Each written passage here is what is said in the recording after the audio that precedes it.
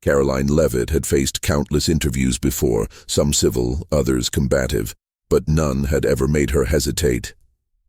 That changed when the email arrived late one evening, an exclusive invitation to the Franklin Hour, one of the most watched political talk shows in the country. The host, Graham Franklin, was a seasoned media personality notorious for his sharp tongue and theatrical takedowns of conservative guests. Clips of his interviews often went viral, usually ending with his opponents fumbling for words while his audience roared with laughter. Caroline skimmed the details. A primetime slot, a live audience, millions watching from home. It was a major opportunity, but also a trap. She knew it. Her team wasn't thrilled. "You know how this goes," her media advisor Tom warned. "Franklin doesn't do fair debates, he does hit jobs." Caroline set her phone down. "I'm not worried about Franklin. I'm worried about whether people will actually listen." She had built her career on cutting through media bias, standing her ground where others crumbled. She wasn't about to back down now. But the truth was, Franklin had a reputation for twisting words, turning responses into headline-worthy sound bites. It wasn't just an interview, it was an ambush disguised as a conversation. Still, she accepted. The days leading up to the interview were spent preparing for every possible attack. Her team ran mock debates, drilling her on Franklin's most infamous tactics. Loaded questions, sarcastic jabs, interruptions designed to throw guests off balance. She rehearsed counter-arguments, memorized statistics, and sharpened her delivery. But as the night of the interview arrived, she knew no amount of preparation could fully predict what was coming.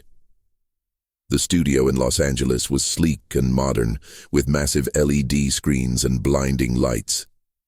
The moment she stepped into the green room, the tension was palpable. Staff members moved quickly, speaking in hushed tones. Producers exchanged glances as she walked by. She could feel it. They expected a spectacle. A junior producer, barely looking up from his clipboard, handed her a mic pack. "You'll be up in 5. Franklin's wrapping up his monologue." Caroline took a deep breath. The air felt heavier than usual, but she pushed the feeling aside. She had been in tough rooms before. This was just another one. The stagehand waved her forward. The applause was already starting. The audience hyped up, ready for what they thought would be an easy takedown. Franklin stood at the center of the stage, smirking as she approached. "Welcome, Caroline," he said, extending a hand. "Brave of you to come." There it was, the first jab disguised as a compliment. She shook his hand and took her seat, her expression unreadable. She could already tell how this was going to go. But Franklin was in for a surprise because she wasn't here to play defense. She was here to flip the script. The second Caroline sat down, she felt the energy in the room shift. The audience wasn't just watching, they were waiting. Waiting for the moment Franklin would sink his claws in, spin his narrative, and leave her scrambling to keep up. Graham Franklin adjusted his tie and leaned back in his chair, exuding the kind of smug confidence that only came from years of absolute control in his domain. "Caroline Levitt," he began, his voice smooth but dripping with sarcasm. "Conservative firebrand, self-proclaimed truth-teller, quite the reputation." Caroline gave a polite nod, unfazed. "I appreciate the invitation, Graham." Franklin chuckled. "Of course, we always welcome different perspectives." He glanced at the audience, flashing his signature smirk. "Even the ones that come from inside an echo chamber." The audience laughed, some a little too eagerly. Caroline kept her expression neutral. She had expected this. "It's funny," Franklin continued, flipping through his notes. "You talk a lot about media bias, about how conservative voices are silenced. Yet here you are, sitting across from me on one of the biggest platforms in the country. How exactly does that fit into your silenced narrative?" The audience clapped. Franklin grinned, knowing he had already planted the first seed of doubt. Caroline folded her hands on the desk. Being invited onto a show doesn't mean getting a fair conversation. It just means being served up as entertainment. Franklin raised an eyebrow, feigning curiosity. Is that what you think this is? A circus act? Caroline didn't blink. It's a pattern. You bring on conservatives, cut them off, reframe their words, and by the time they leave, the only thing people remember is your monologue, because they never actually got to hear theirs. For the first time, Franklin didn't have an immediate "come back." The audience murmured, a few shifting in their seats. So you're saying I'm unfair? Franklin finally asked. That I twist words? I don't have to say it, Caroline answered. Your clips speak for themselves. More murmurs.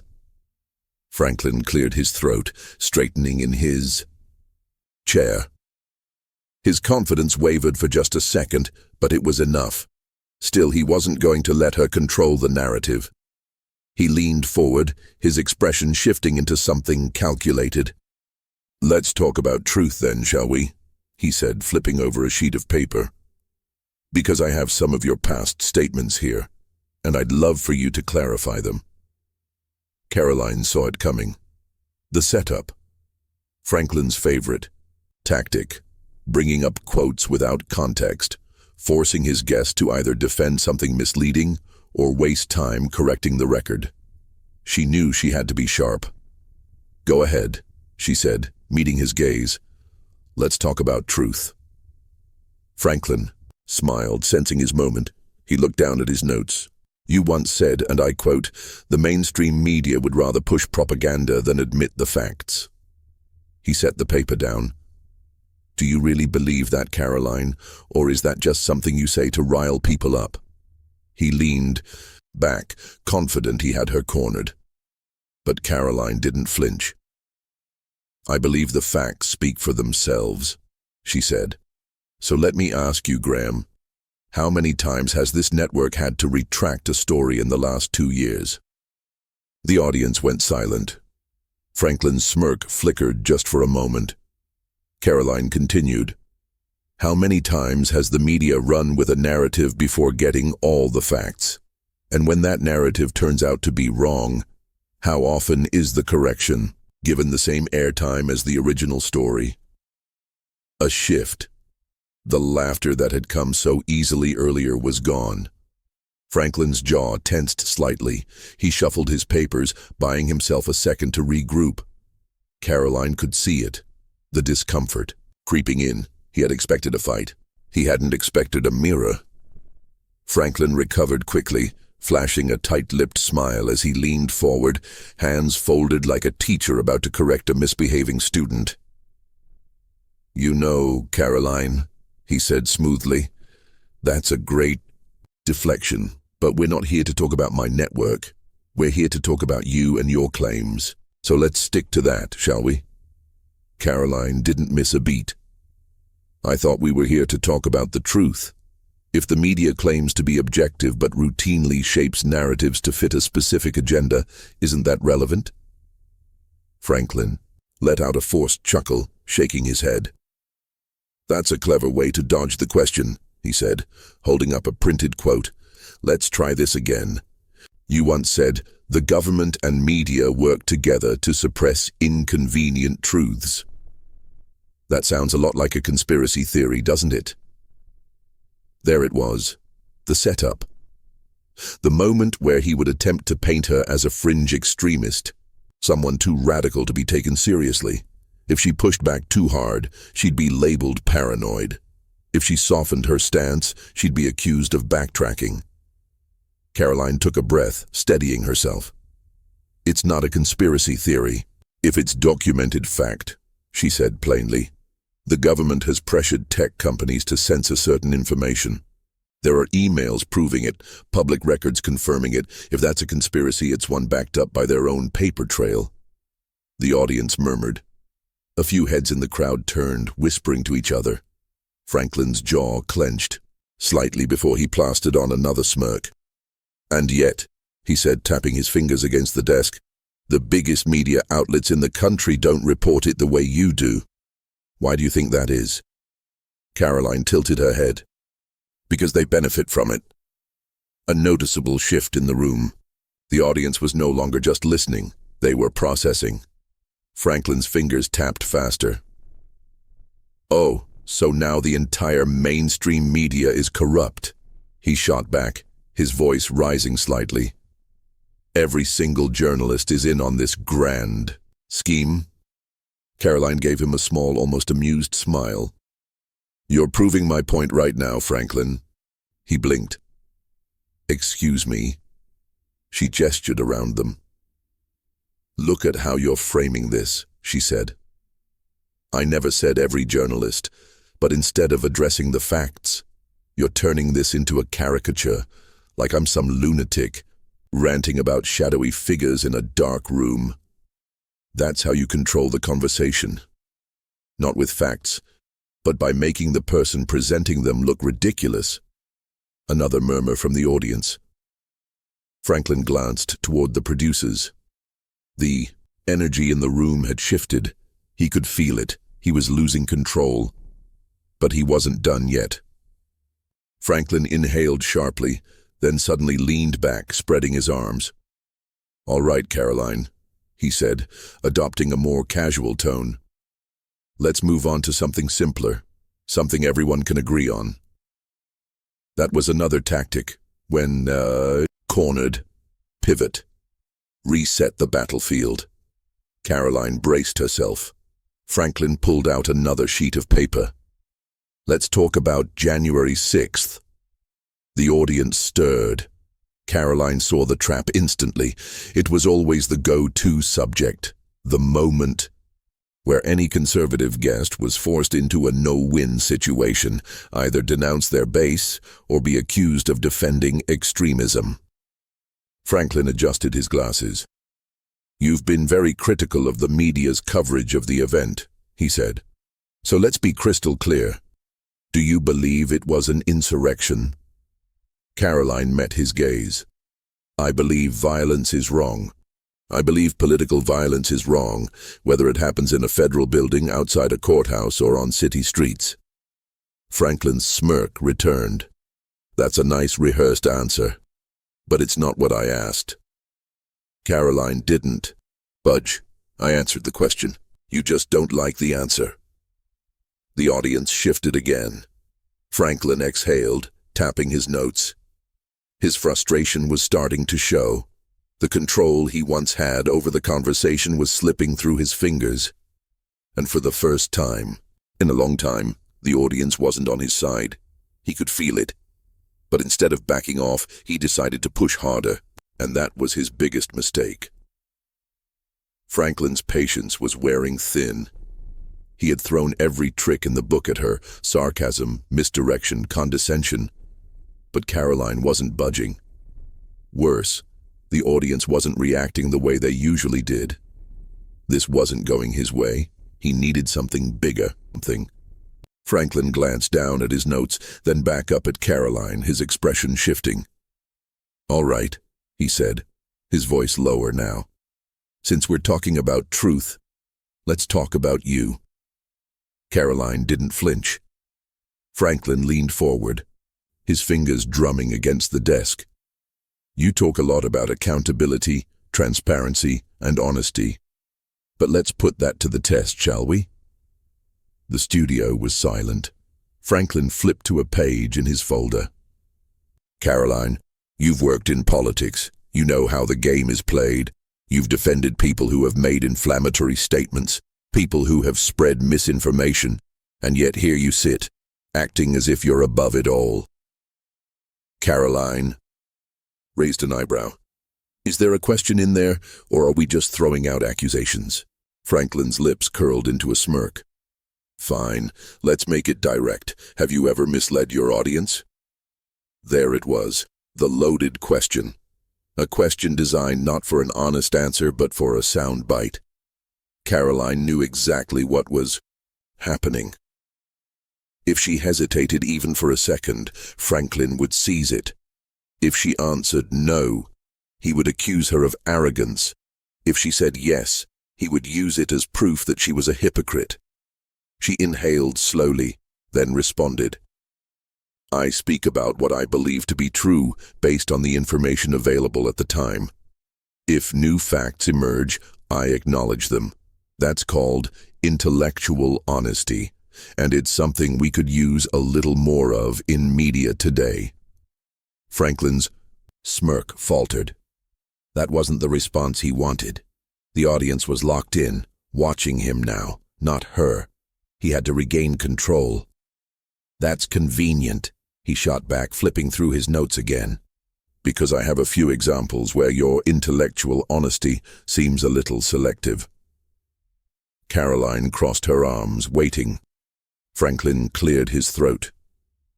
In 2021, you tweeted that the mainstream media refused to cover rising crime rates, but we pulled the data and actually multiple outlets had reported on it.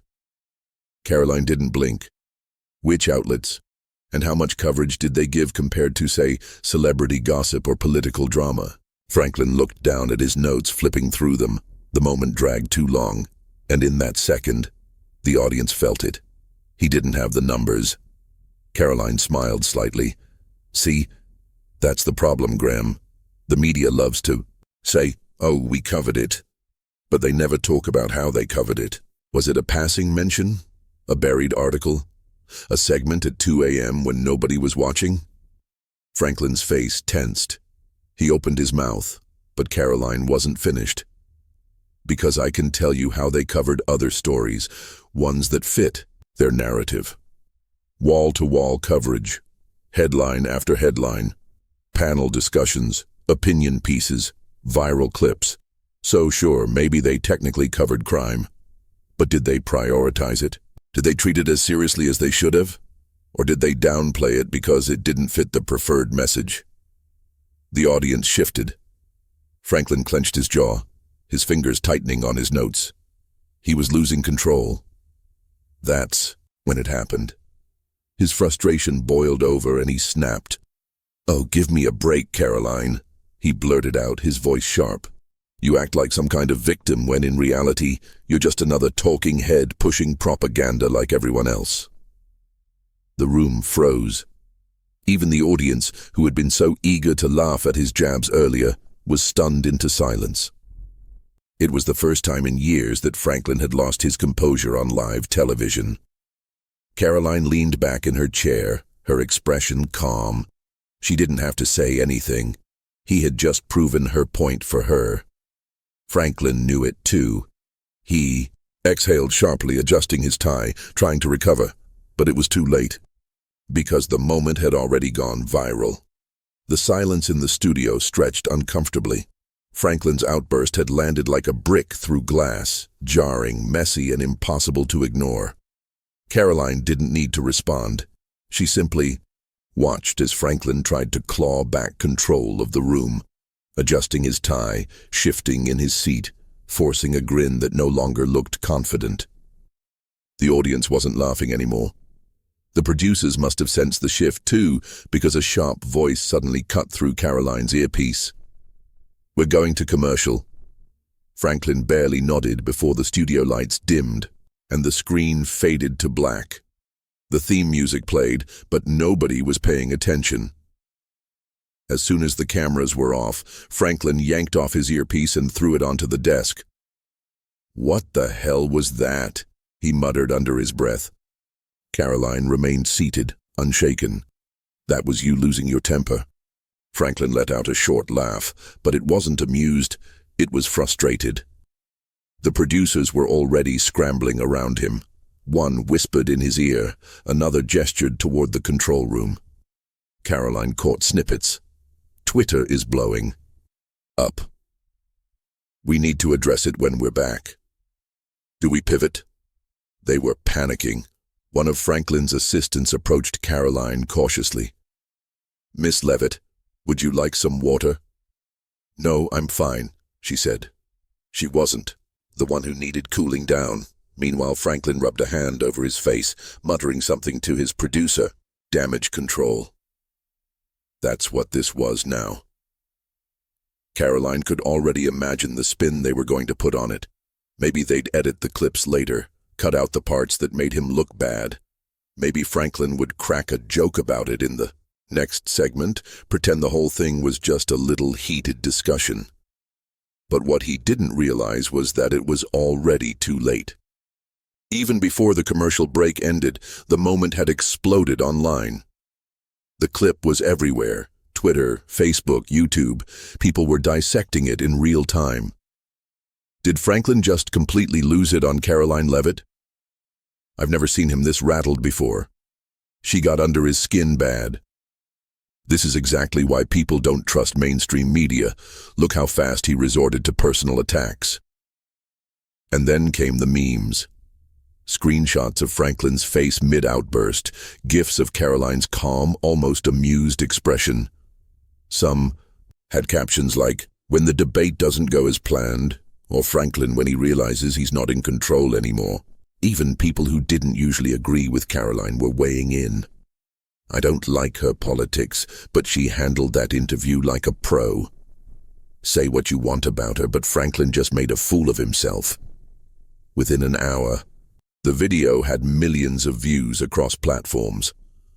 By the time the show returned from commercial, the damage was done. Franklin forced a stiff smile as the cameras came back on.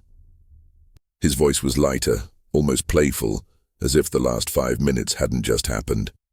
"Well, that was a lively discussion," he said, letting out a chuckle. "Caroline, you certainly know how to keep things interesting." Caroline smiled back, but this time she had nothing to prove. "I just believe in honest conversations, Graham." The audience clapped, not for him, but for her, and he knew it. The segment wrapped up quickly after that. Franklin didn't dare push further. He read off the teleprompter, thanked her for coming, shook her hand with a little too much force, and as soon as the show ended, he was gone. But Caroline's night wasn't over.